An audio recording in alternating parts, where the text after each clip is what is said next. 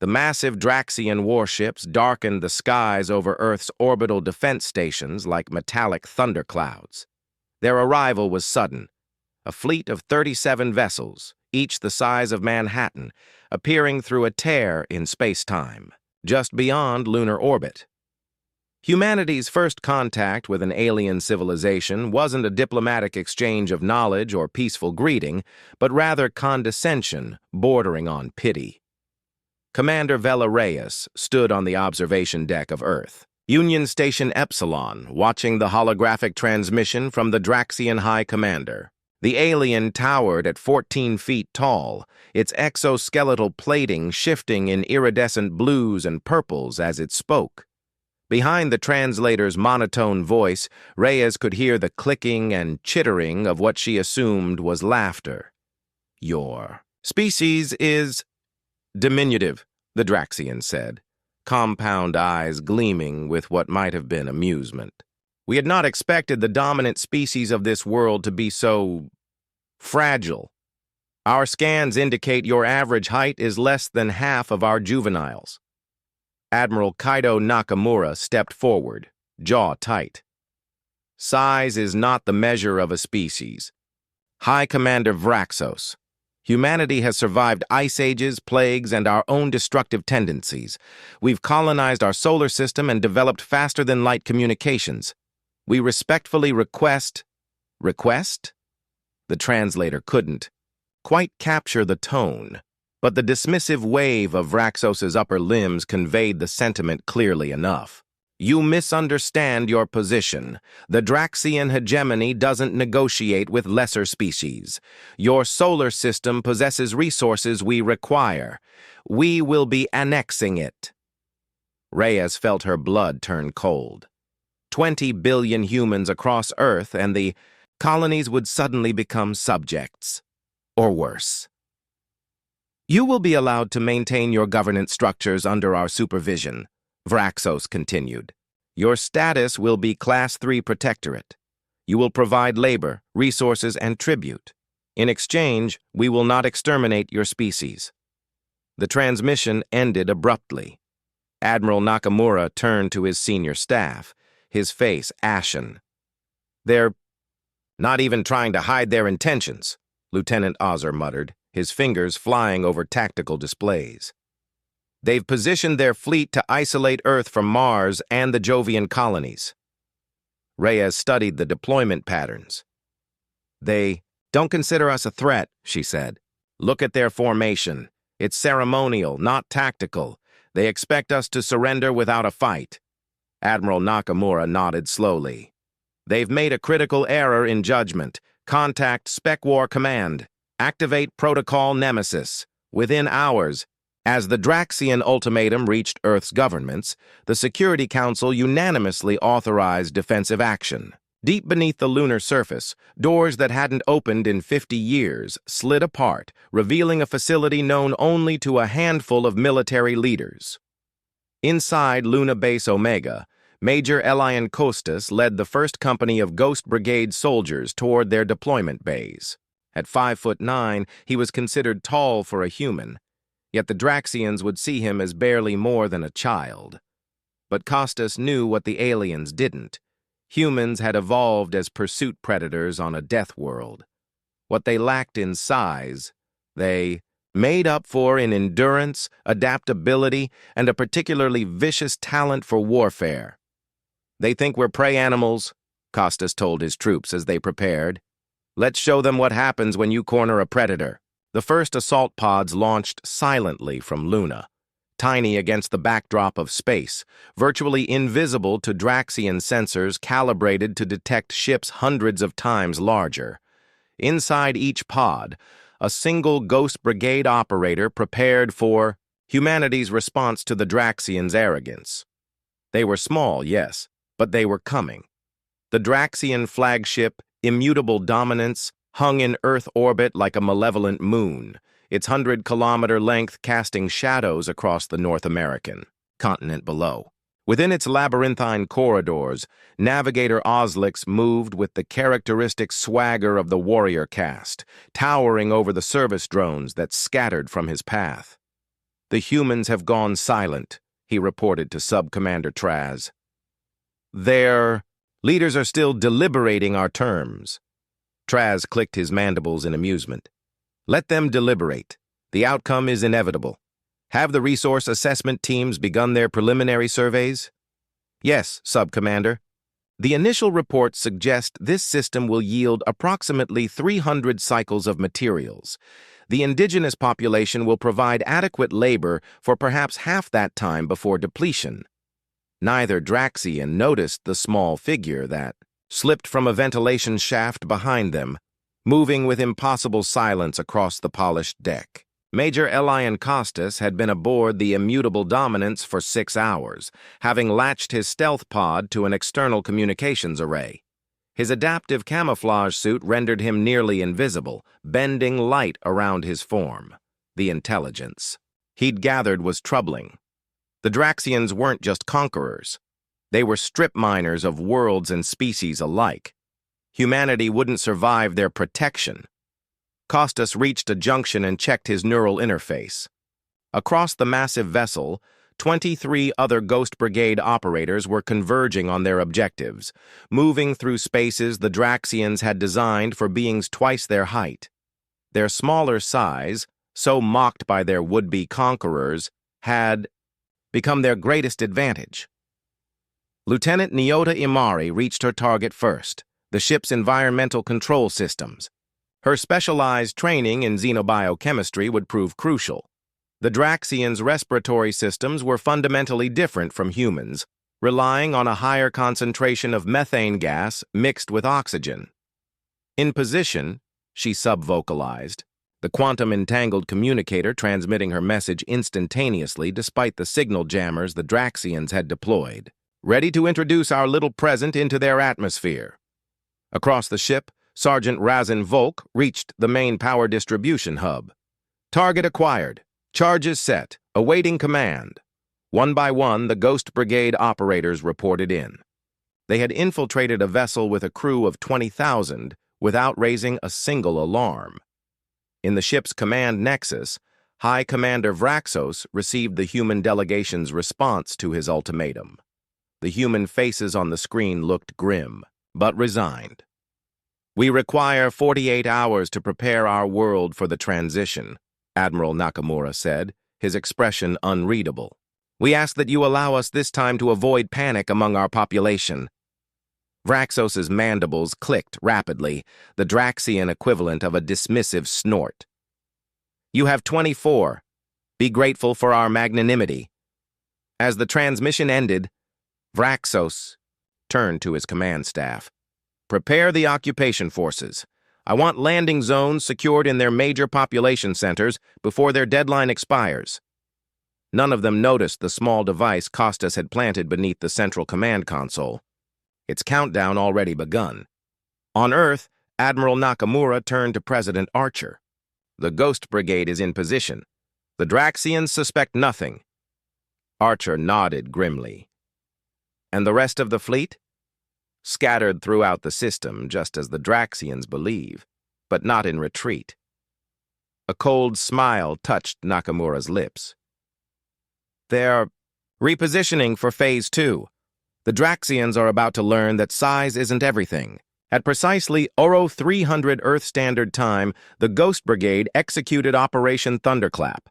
Across the massive Draxian flagship, human operators simultaneously triggered their sabotage protocols. In the environmental control nexus, Lieutenant Imari released a carefully engineered neurological agent into the ship's atmosphere, harmless to humans but causing severe disorientation in Draxian physiology. The effect was immediate. Throughout the vessel, Draxian crew members began staggering, their movements becoming erratic as the compound affected their neural pathways. Alarms blared, but the confused responses of the crew only heightened the chaos. Sergeant Volk detonated his charges in the power distribution hub, not to destroy the ship, that would come later, but to trigger a cascading series of system failures. Emergency lighting bathed the corridors in a dim red glow as panicked Draxians tried to comprehend what was happening.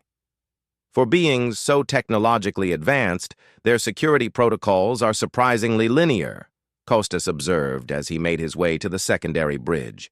They never considered an enemy could board their vessels. Why would they?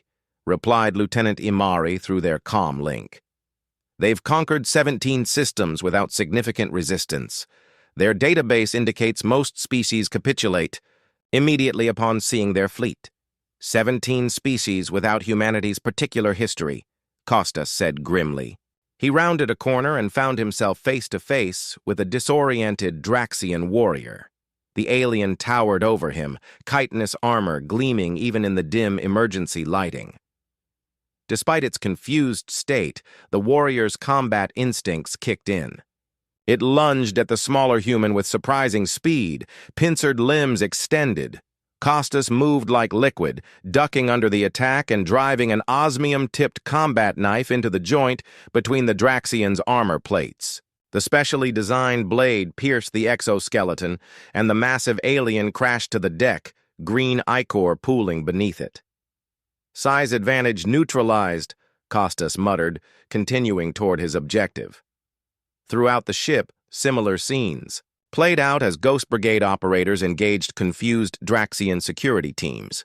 The humans' smaller stature allowed them to exploit gaps in the aliens' defenses, striking at vulnerable points their larger opponents couldn't protect.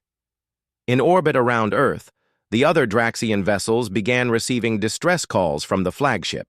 Confusion spread through the fleet as contradictory orders came through, some calling for immediate assistance, others warning ships to maintain position against a possible human attack.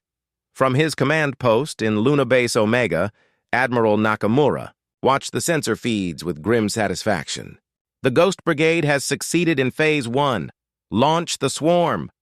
From concealed silos across Luna's surface, 10,000 autonomous combat drones erupted into space, each barely larger than a human hand. They accelerated toward the Draxian fleet, their networked intelligence distributing targets among the swarm. The Draxians, whose war doctrine relied on massive capital ships and overwhelming firepower, had never encountered warfare on this scale. Their point defense systems, designed to track and destroy incoming missiles and fighters, struggled to target the tiny drones that swarmed their hulls like metallic insects. The drones attached themselves to sensor arrays, weapons emplacements, and engine ports, deploying focused electromagnetic pulses that fried delicate systems. Ship after ship reported critical failures as the microscopic saboteurs did their work. On Earth, President Archer addressed the planet's population. Citizens of Earth, we are at war. The Draxian hegemony came to our system expecting surrender.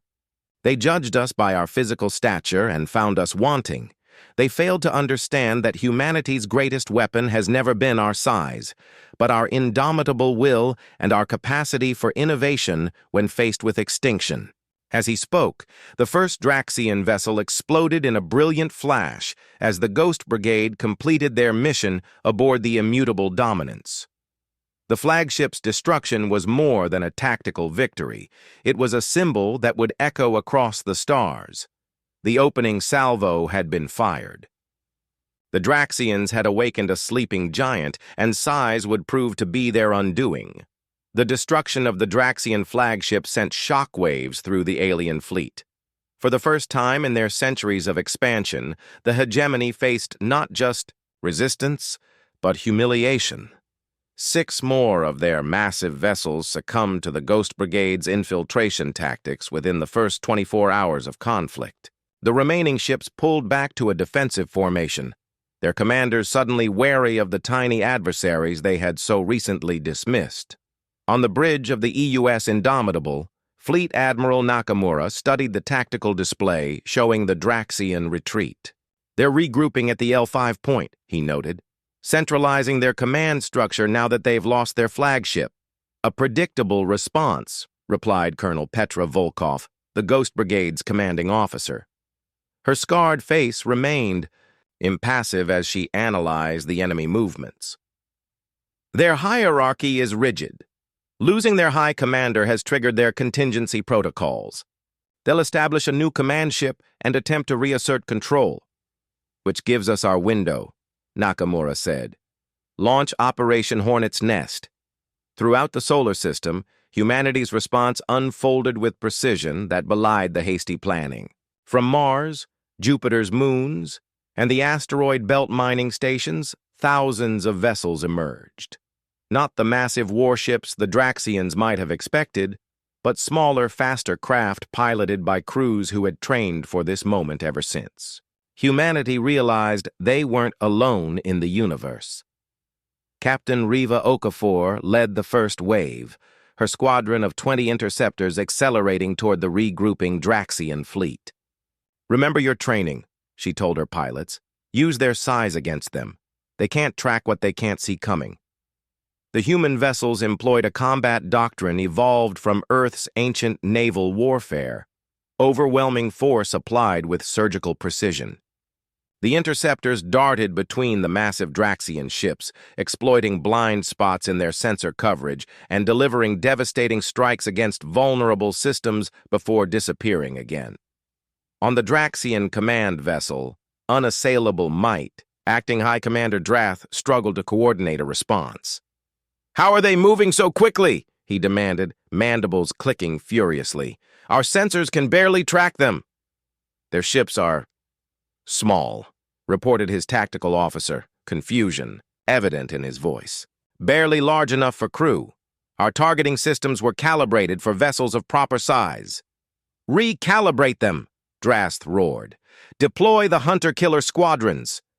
But the Draxians' hunter-killers, massive, heavily armed craft designed to overwhelm enemy capital ships, proved too cumbersome against the nimble human fighters. For every human vessel they destroyed, they lost 3 of their own to the swarming tactics. Meanwhile, far from the main battle, the second phase of humanity's counteroffensive began. The Draxian supply chain, stretching back through the spatial tier they'd created to enter the system, became the target of Special Operations Group Delta. Led by Commander Zuri Kalani, the elite team navigated their stealth vessel through the tear itself. "Telemetry confirmed," Kalani reported back to Earth Command. "We're in Draxian territory now. Their home system appears exactly as our intelligence suggested." The images transmitted back showed massive orbital constructs around a gas giant, the Draxian homeworld's moon colonies and manufacturing centers. Completely undefended, their inhabitants never having experienced warfare on their own territory.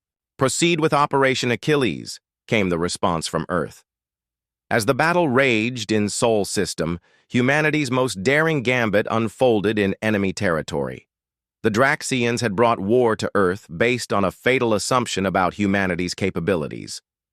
Now they would learn that humans didn't merely fight wars, they ended them decisively and without mercy.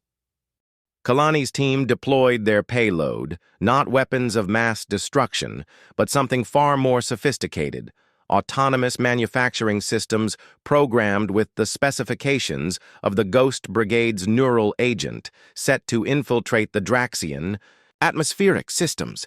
"The package is delivered," Kalani reported. "Estimated dispersal time, 6 hours." On Earth, President Archer received the news with grim satisfaction. "Send the message to the Draxian fleet. Let's see if they're ready to reconsider their position." Acting High Commander Drast stared at the holographic projection with mandibles twitching in agitation.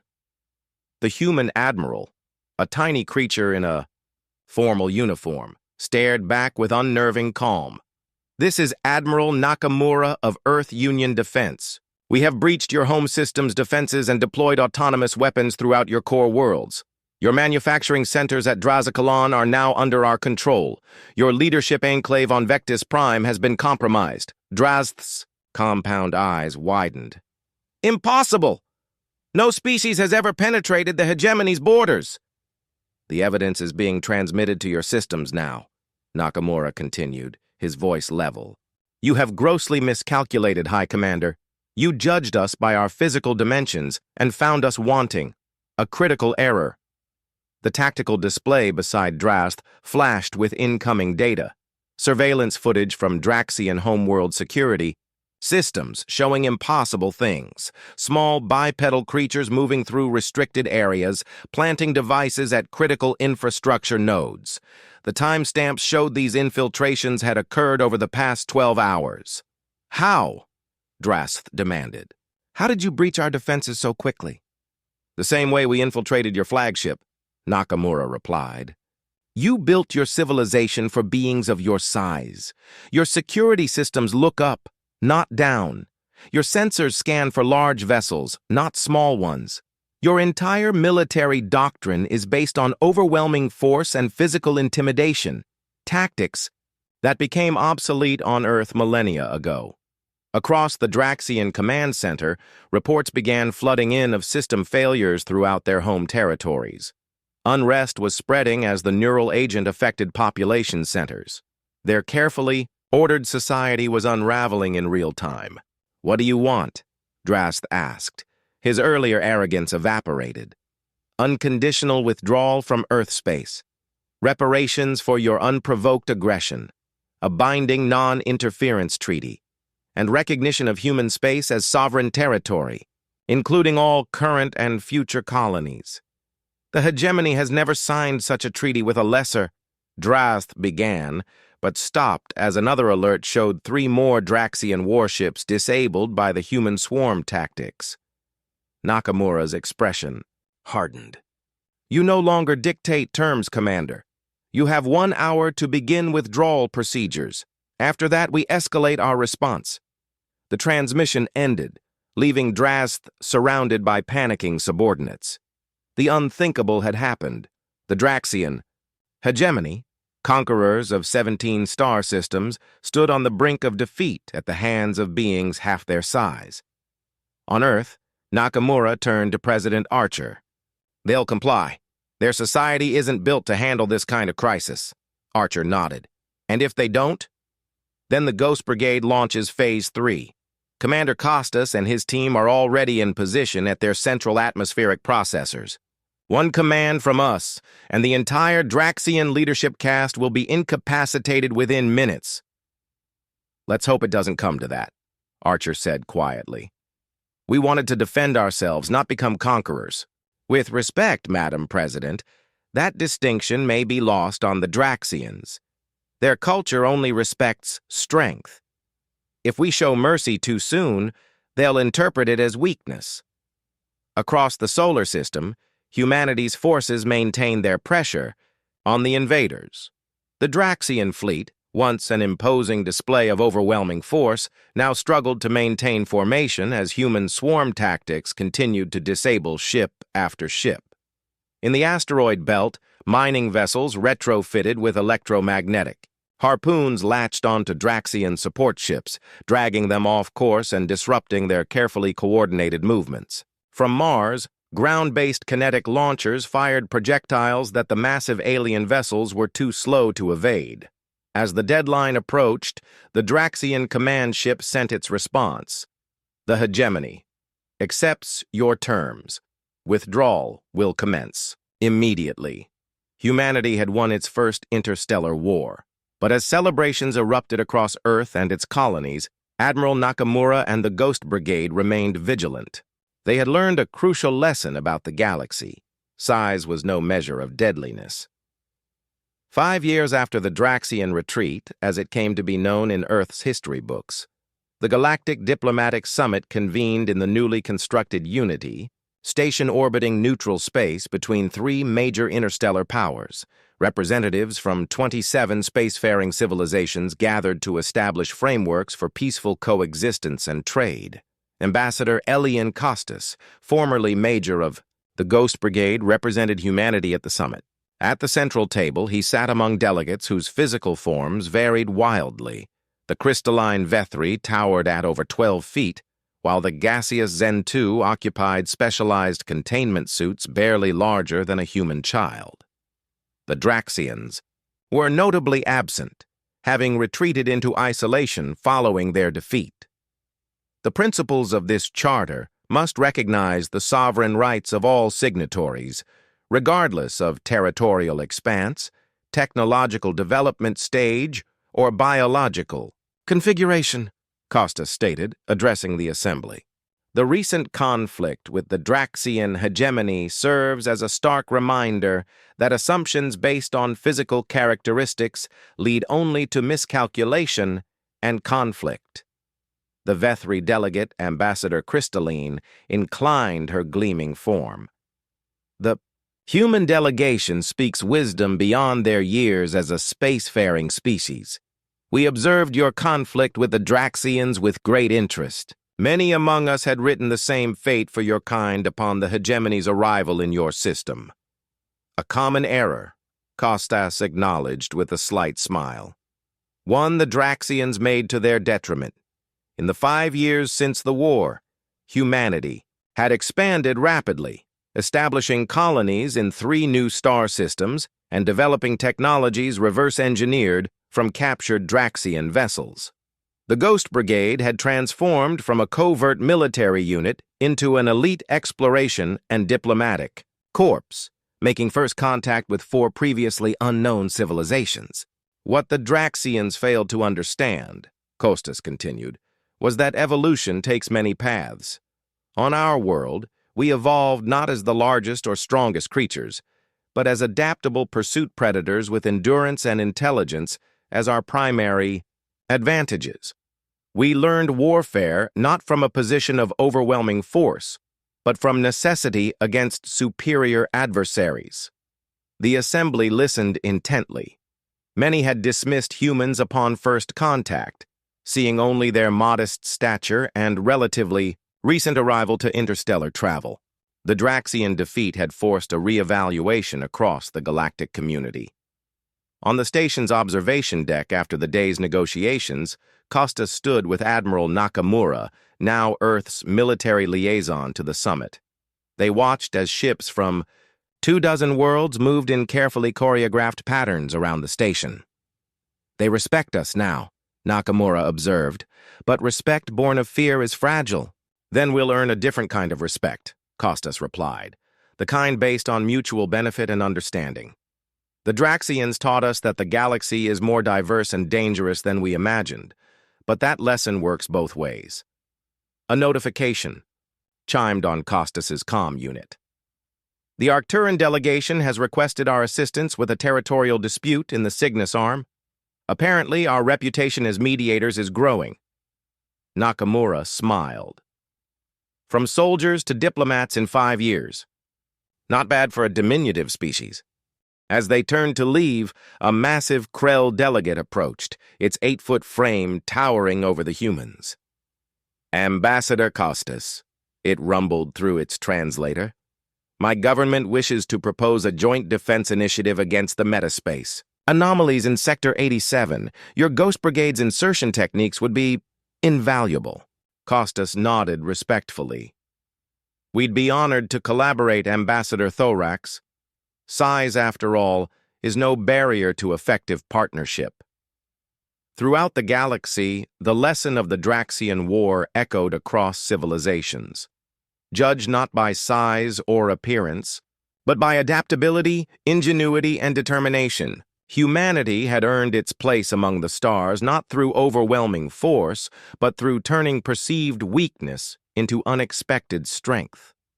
In the darkness between worlds, where distance was measured in light years and civilizations rose and fell across millennia, a new understanding took root, that the most dangerous predators weren't always the largest or most imposing. Sometimes they were the ones dismissed too quickly, the ones who had spent their entire evolutionary history proving that survival depended not on domination, but on outsmarting those who underestimated them, and humanity, once mocked for its size, now cast a shadow across the stars far larger than any physical form could measure.